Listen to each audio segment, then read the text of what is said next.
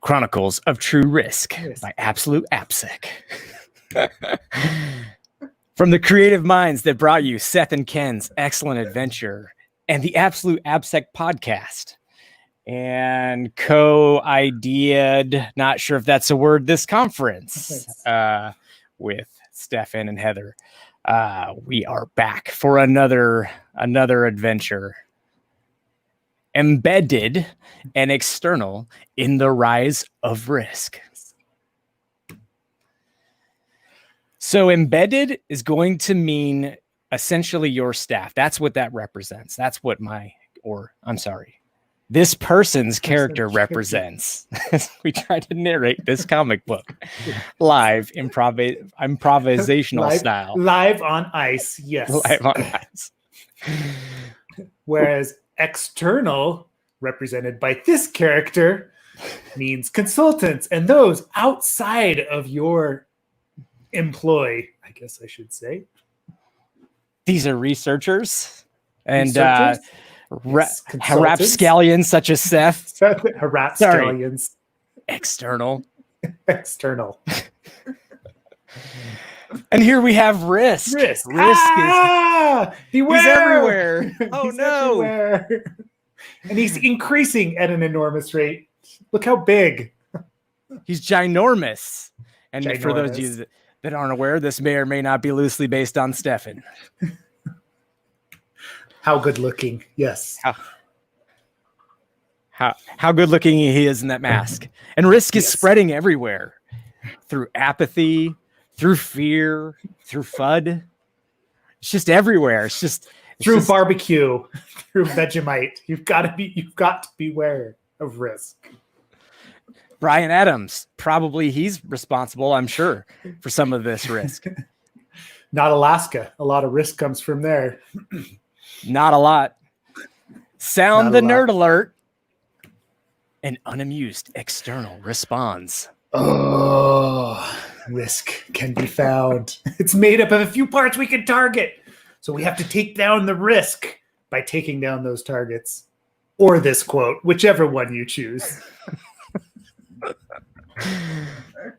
Embedded phones in from Locomoco Security Conference in Hawaii, and Seth, external, if you're not aware, Locomoco Security Conference occurs yearly in Hawaii.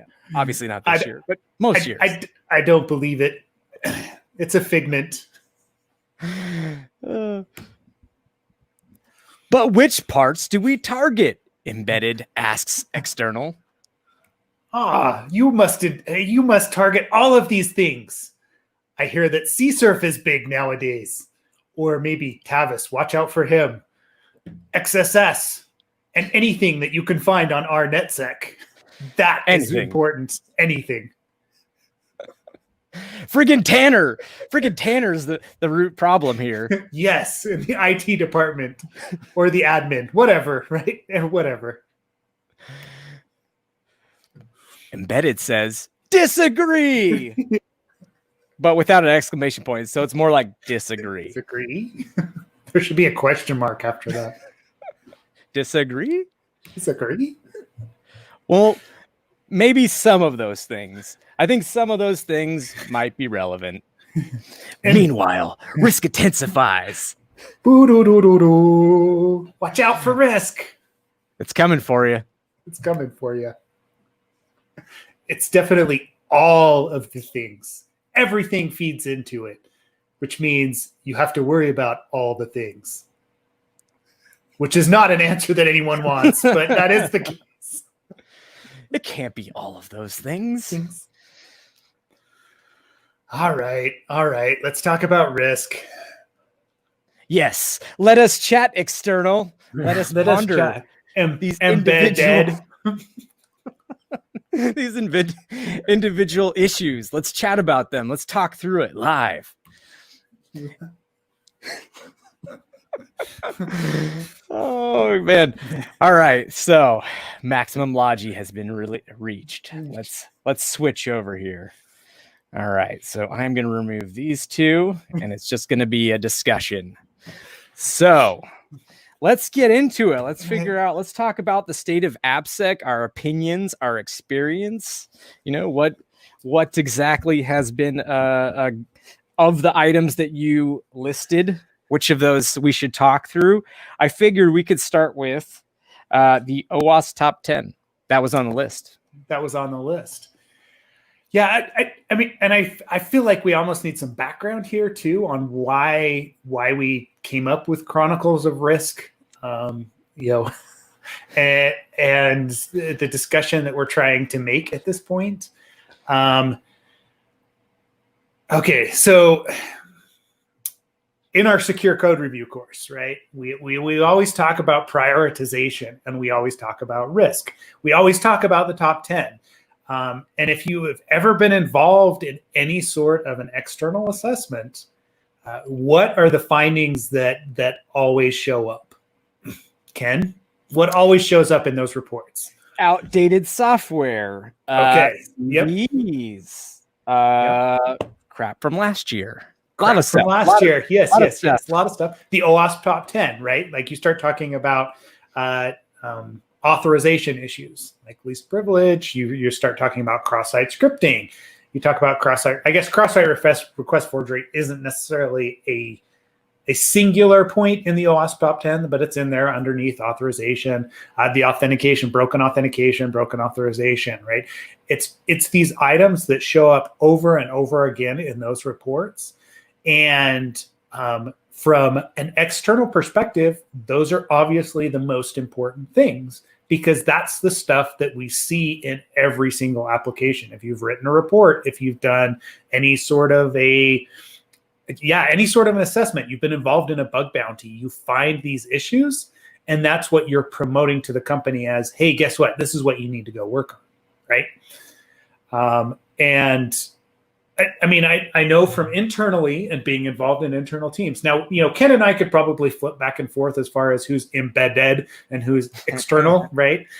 But it realistically, we've been in both of these different cases, right? We've both been embedded in organizations. We've both been consultants. We've both been bug bounty researchers.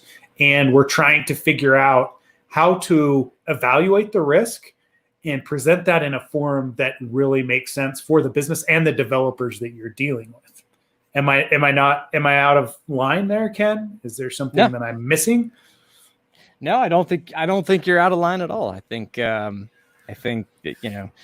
what we're concerned about when an assessment occurs is we're looking for the things that like truly have impact. And I think that's one of the topics we want to talk about is what truly has impact. Yeah. I mean, for me, what truly has impact is anything that goes against, our mission statement, right? What is our mission statement? And each company has its own mission statement. For us, keep private data private, keep sensitive information sensitive and private.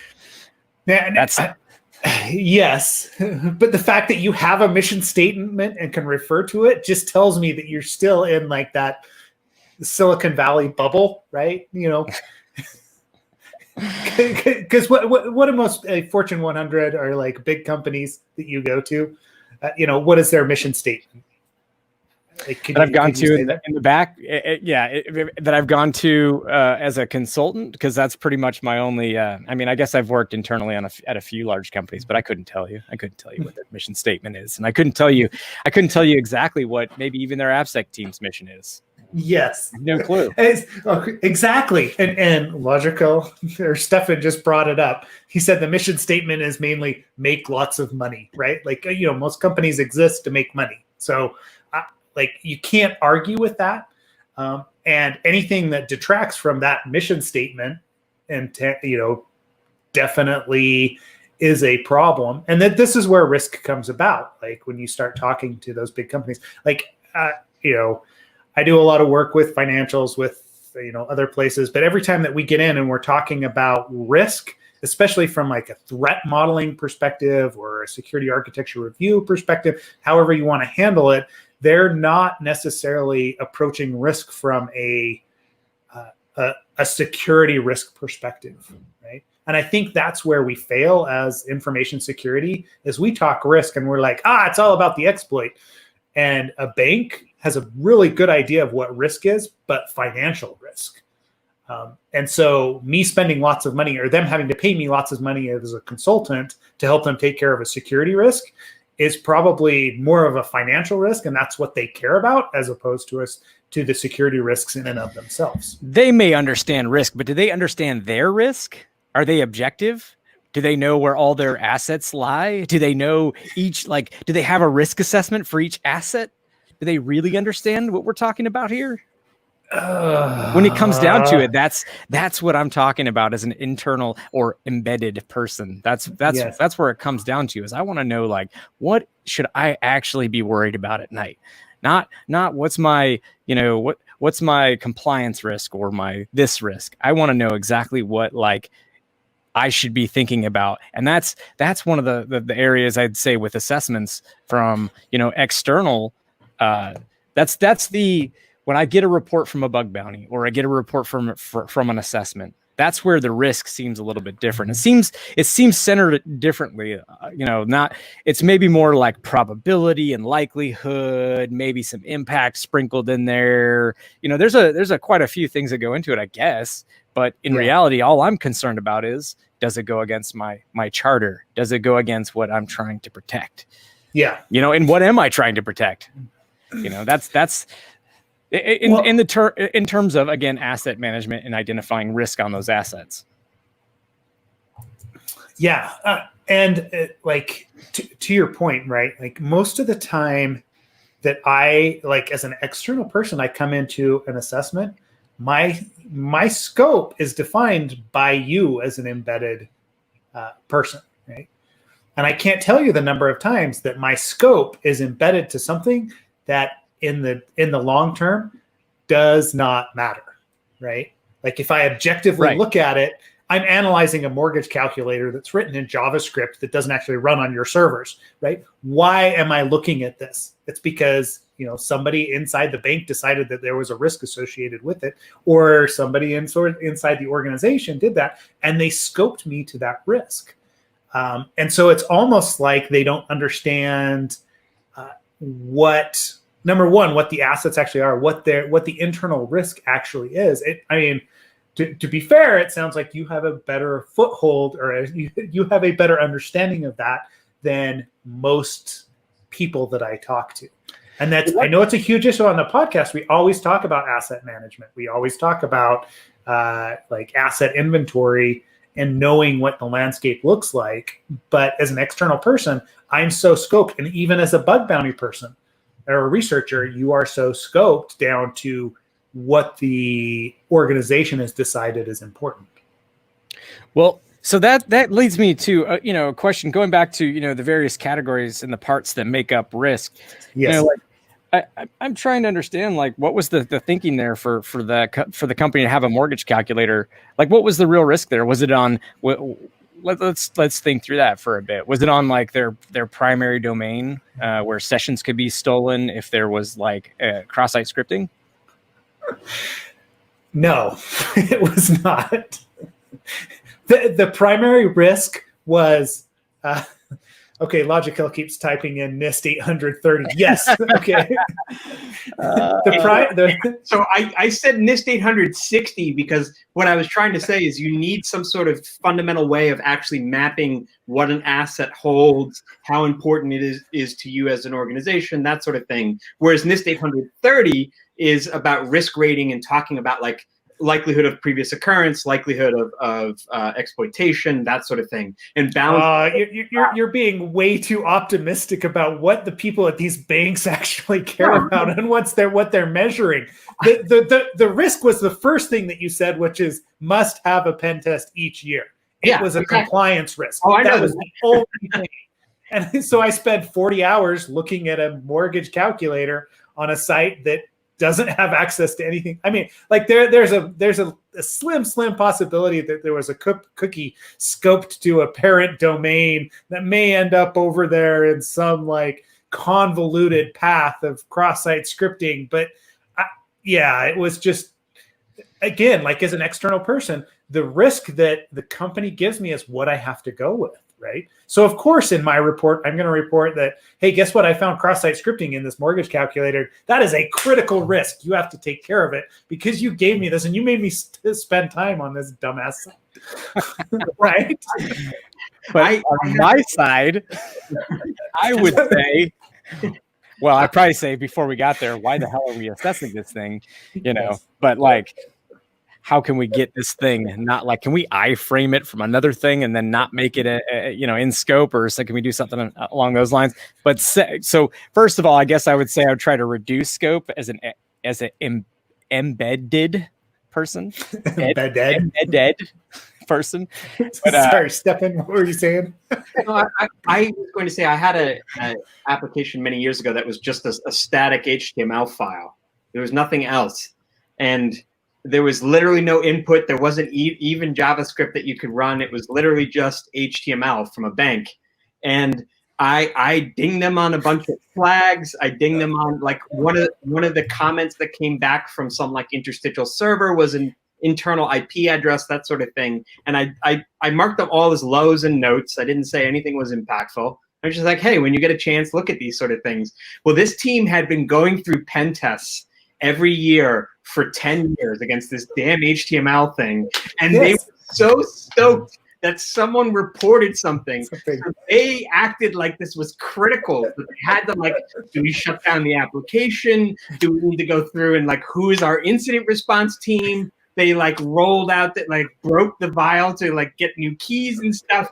And it was great. I was like so happy that they had all these things, but I'm like, you are very well prepared because you have never had to do this sort of thing. So you've been like chomping at the bit for it, but like the people who actually probably need to have these sorts of things have none of these things going. They have no idea how to do any of these things. They're screwed, Yeah. Single page app was cool. So single page app. Yep. So it sounds very similar. And Dave Corsi brought up a point, right? The risk of reputational damage through XSS to a Fortune 100 company, right? Not being the person that shows up in the news.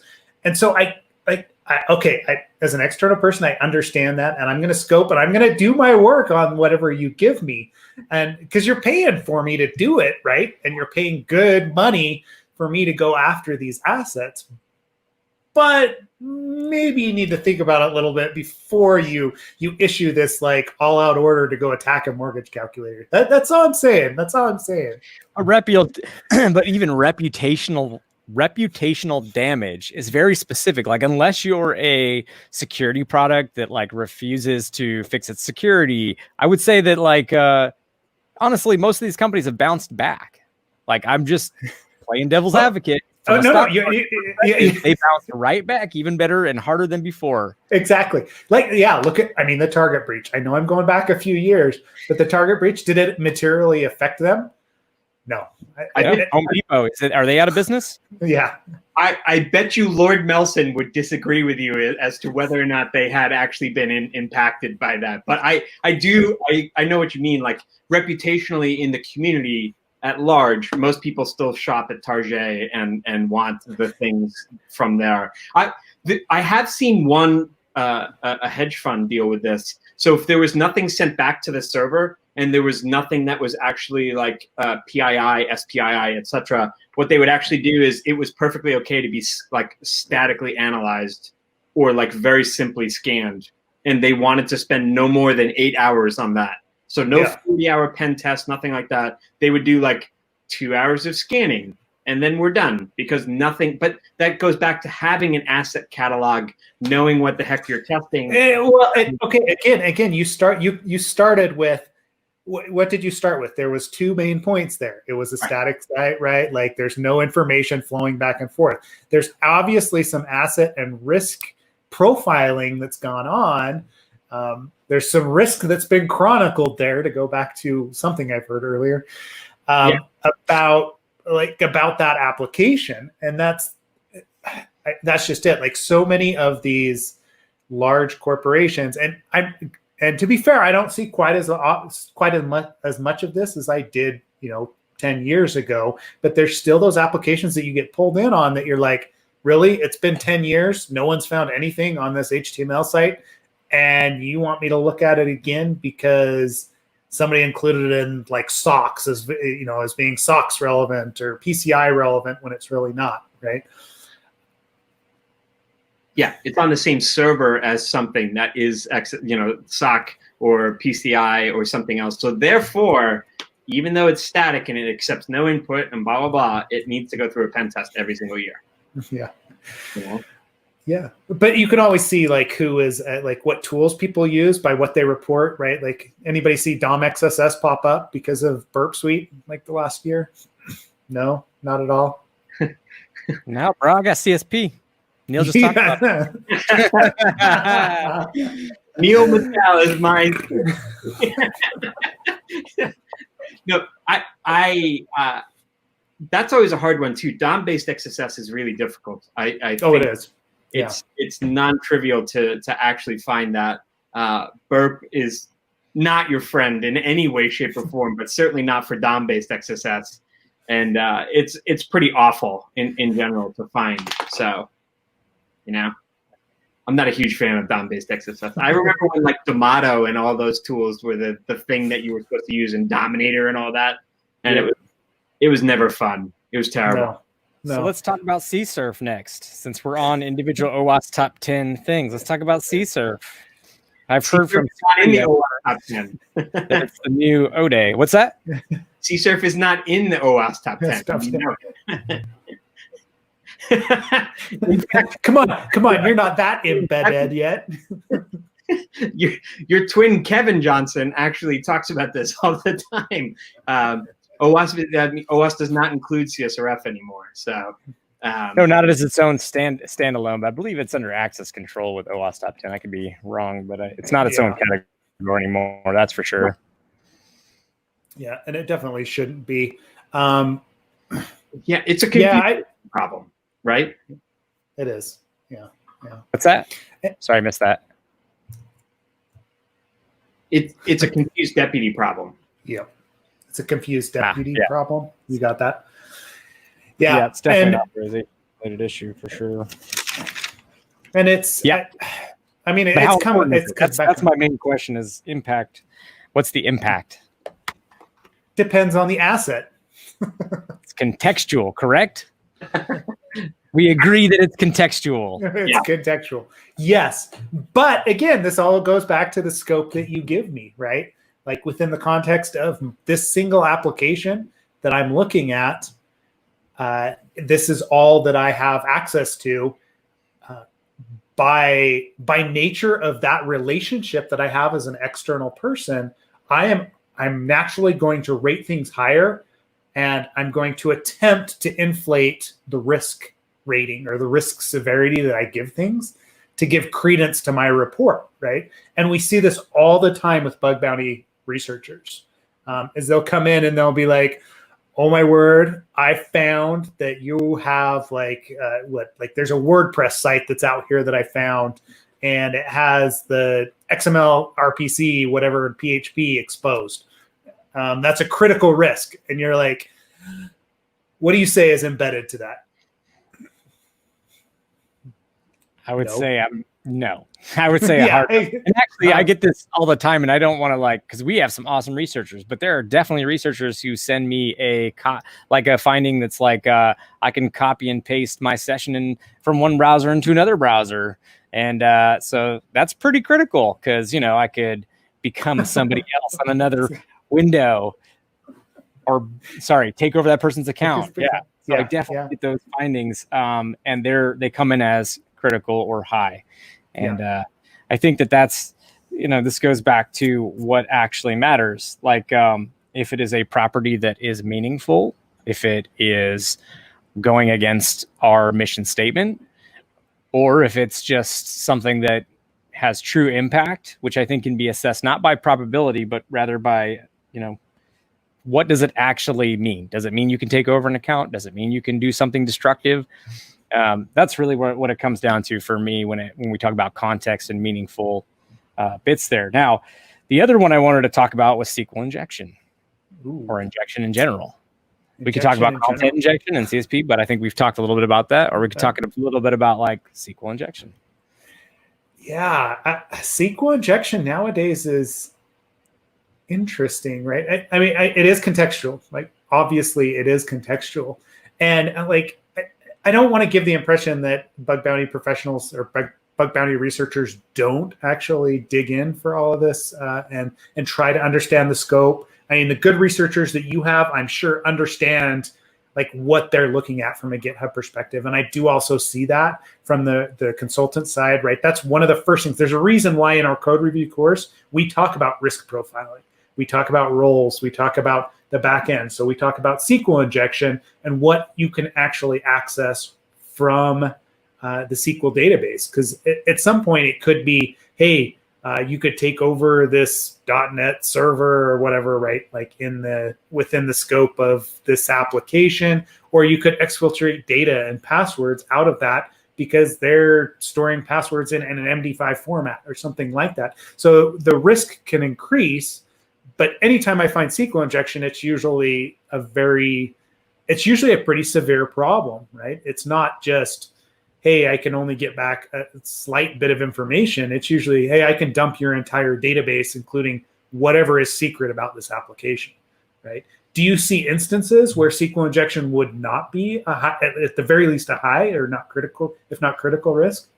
For sure. Sometimes the only thing you can do is like sort destructively, right? Like be able to manage like descending and ascending, right? Like there, you can limit, and depending on the connector for the database you're dealing with, potentially that's an issue, or most often it's not, right? It's like pretty limited on what can be done. So and then there are cases where, more often than not, it is pretty destructive and it is pretty damaging. But again, I think it all ultimately does come back to context, but I agree pretty much with you on everything you said on that point. And then I wanted to add the things that actually do matter to us would be like any access control issue. Because you made a statement there where you said bug bounty researchers might take the time to actually like understand the application. And I think that's really what it comes down to with these AppSec findings is that, the consultant or the bug bounty researcher has to know the application, and that's where the most meaningful things come from. There's certainly the issue of just like exposed S3 buckets or some default, something dumb that can be like a high payout, right? Something that was just not configured correctly. But more often than not, as somebody who took the time to know the application. And so those like bits that are like authorization and access control related, they're harder to actually to uncover unless you absolutely do understand the application and then logic flaws that come out of just subverting the way that we intended for you to use the application. So those are like I think the things that are most meaningful, and I think we pretty much agree on those bits there. Yeah, and like I do want to zero in on one of the things that you said as far as so understanding the application, and I know I'm repeating a little bit of it, but like you keyed in on logic flaws and business logic flaws, and as an external person, and the longer that I've spent as a consultant, the more time I realize and I spend on understanding why the company built the application that I'm looking at and what it is that it's actually meant to do. So yes, it's great to find SQL injection. It's awesome to find cross-site scripting, and we can list those as highs all day long, but we have a lot of tools out there that help us do that nowadays. The hard problems exist when it comes to the business logic flaws, when it comes to authentication and authorization, because that's where, number one, that's a hard problem to solve programmatically as a programmer. And number two, that's where the assets lie. That's why the application was built. And so if I can find a way to get any of that back out or subvert that logic, it means that there are serious issues with the application that need to be fixed. And that being said, there are a lot of applications that we run into as external people where it's just not possible. And I don't find authorization issues in that same magnitude or logic bypasses. They do exist, but like it's almost become the new SQL injection, to go back to that, right? Like back at 10 plus years ago, it was like a SQL injection was every app, every other app. You'd find a way to dump the entire database. But nowadays, it's those authorization flaws that we look for. And I think we're getting better at securing applications, but we're getting better at also understanding and decomposing an application to what the core functionality is. So I think if we're wrapping up this section before we get onto a few of these other points, if we're wrapping it up, a lot of these things are basically managed by modern web standards, or can be managed through modern web standards and framework libraries when properly used and written, of course. But I think we could pretty much distill it down to that. And I'll say something. Somebody, I won't say who, just in case they don't really want to die on that hill, said XSS is bullcrap. I'm paraphrasing. I'll die on that hill. And what I say to that is, you have a CSP, have a CSP. Secondly, have a CSP. No, but like honestly, XSS is like, honestly, you have to think through the context, and you really do. Just like with all the things we talked about, some beating a dead horse, you really do have to think about, when does it matter? Because it doesn't always matter. It really doesn't. And I know that's going to be like the AppSec guys saying XSS doesn't always matter. Absolutely. Which brings me to the second point I wanted to talk about, which was backlog. Backlog is an issue. Findings from last year's pen test, essentially. Or they always exist. No, they do exist. They exist from assessments. They exist from bug bounty submissions for embedded folks. I know you have to look at, well, you have to think about anyways, the people that came behind you, and so these findings, you may report. You may have clients, and I'm sure you do, where you have maybe every 6 months or once a year you do an assessment. Right? How often do you come back and they have a backlog, and it might be even frustrating for you? And I'm here to say that there are definitely things that are pretty meh that you can take time on. Those things are like defense in depth. I'm looking at my notes. Sorry, I had to think of this because I knew we'd be drinking, and I want to make sure I stay on point. So defense in depth issues. Those are issues where it's not an immediate security concern. Well, we label them internally as that. It's not an immediate security concern. It actually, we would need something else usually to fail. Like sometimes, and we've talked about this in our secure code review course, where sometimes we just write up things that look like, okay, look, if this other function changes, or if somebody uses this function that wasn't intended to be used by like a potentially sensitive operation, then we're going to have a problem. And those are defense in depth, where, hey, let's do these things to harden that function. Another one, and I'll just only one more so that you can respond in turn. Another one would be, well, actually, we already talked about it, and my example was XSS that doesn't bypass CSP, because sometimes XSS does bypass your CSP. I was going to say CSP policy, your CSP, which Neil talked about. Yeah, your CSPP, and so yeah, there's XSS that doesn't bypass that, and they're just, again, very contextual, but they're like just this is backlog of things that don't matter so much. Yeah, and okay, so as an external person, I get that, right? But I'm going to go back to this whole scoping issue, right? Like, and apparently I'm going to die on a scoping hill today.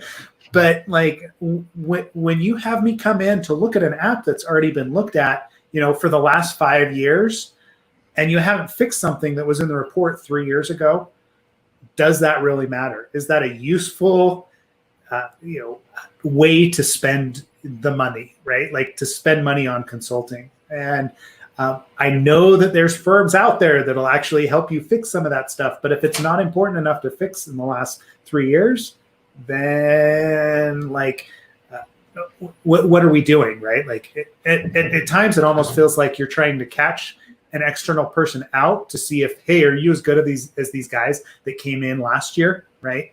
Or the year before that? Because if you don't find that same XSS issue on this one page and this one, like, this one edge case, then, maybe we don't hire you back next year, right? And it directly affects my like ability to provide for my family, right?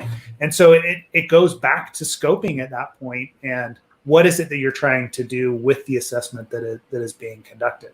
Are you trying to eliminate risk, or are you just trying to get a compliance check? So I guess that's really where it falls down for me, is that whole compliance check versus actual risk discussion. No, I think you're actually, and you bring up a legitimate point, by the way, which is, you kind of touched on it, is sometimes, it feels a little bit deliberate, because sometimes it is deliberate. When have we, you and I have definitely had customers in the past who planted bad code purposefully just to see if you would uncover it. Yeah. Which is a nutcase thing to do, but I get it because there's no governing standard really, right? There's no governing standard that we all sort of meet. InfoSec is it's still in its infancy. Let's be honest. It's not that old of an industry. So anyways, that's sort of my point there is that if I have any point at all is that, like people have definitely, you're right. They've left bad code around. But I think what I was trying to say in the end is that sometimes it's just a thing of like, I need to manage a certain amount of resources. My product managers, my project managers, they have their requirements and they have their deadlines and they have the conferences they're shipping features for, right? And that's always going to be that way. And our job is to prioritize what matters for them to actually get fixed without impacting schedules. And then ultimately those things, maybe they get, tended to a couple cycles down the road, but they may not be in the story for that feature release. So that's like, that's sort of a middle ground. I think it's a little problematic and frustrating, and especially for consultants. But it's certainly something that, and the other thing that I want to bring up there is, if you're having a consultant or bug bounty researchers in there and you already know about a bug, just tell them, like, good hell, right? Like, tell them that it exists and to move on, right? Some of the bug bounty platforms are really good about this. Hey, there's already been XSS reported in this, whatever, right? And I know we're dying on the XSS hill, or someone is, but if there's an issue somewhere, let them know so they concentrate on stuff that's important and team up with them rather than treating them like a complete black box. Because most of those attacks, right? Like, I haven't seen research recently, but most of the attacks, most of the actual exploits that are successful come from internal resources or people that have privileged access. Exactly like the Twitter account, right? Like, social engineering, they were able to get in and then they were posting content, right? So it's a completely different thing than someone going in blind and trying to find vulnerabilities. Well, we've got 6 minutes left, so I want to touch on one more point and then wrap up with your all-encompassing thoughts on what you think organizations should concentrate on from a risk perspective. And I'll give my piece, but it's the last piece here. Bug bounties are really a tool for us as corporations, as organizations, I should say. It's a tool for us to determine what our real risk and impact is. We talk about it in the secure code review course, and you've talked about it tonight with scoping. You have a limited amount of time. You're scoped to a specific piece, and it's no different for the M-Bed-Dead people that are doing assessments. There's still scope. There's still a limited amount of time. So bug bounties can be a good way, and again, we talk about it in the secure code review course, to find things that are much more difficult, nuanced, and take multi-step sort of a multi-step flow to actually get to the point where you're exploiting an application in a meaningful way. Yeah. So that's how we look at it. But is it not a little bit of a liability for external consultants in the sense that, let's say you're doing an assessment and a bug bounty comes in during your assessment, or you turn in your assessment and right after a bug bounty researcher finds something you didn't find? Is that not a little bit of a liability? Is that factor into how you perceive bug bounties? Yes. It definitely does. Because there is definitely a competition factor that feeds into it, right? Because partially it's a professional pride thing as well. But on the other hand, most of what I do as a consultant when I'm in doing an assessment, again, is scoped to a specific application, and it's scoped to a specific time. And so, like, if I'm beat out by somebody that just spent 120 hours figuring out one little logic, flaw within the application to exploit, the database, and I was only given 40 hours to look at a site and do a full-blown assessment against it, guess what? Kudos to that bug bounty research researcher because realistically, they spent the time to find that bug and they should be paid for it, right? Like, I don't dispute that at all. But should the customer be frustrated with you? I guess if they want to be, right? But they have to realize that there's two different avenues to secure your application. It shouldn't be one or the other. It should be, hey, how can these complement what I want to do and what I want to secure? I think that's totally fair. Again, I think researchers have a lot of time on their hands. They have whatever the scope, and honestly, sometimes what's not in the scope, not listed in the scope.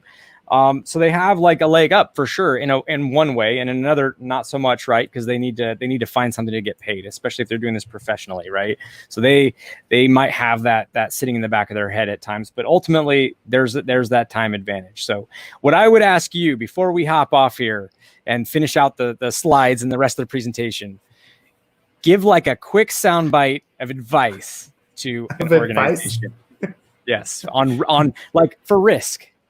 For Risq, external standpoint, what is the best way to minimize risk? Turn off all your computers. 20 to 30 seconds. Go find that one cord that's plugged into the computer and just unplug it, right? That'll eliminate all your risk. That's the only way to be truly safe. And you need to understand that is that Risq exists independent of what we do as external researchers, right? We're trying to uncover it. We're not trying to make you look bad. At times that relationship gets a little bit antagonistic, especially with developers when it doesn't need to be. I don't know. Well, I would agree with you. I would add, make sure you understand the context, make sure you understand your true risk. And what I mean by that is you shouldn't be worried about fluff findings. And, as an embedded person, you should worry about what actually matters, look at the context, and then prioritize accordingly. So I think we have a plan. Do we not, Seth? Yes, we have a plan.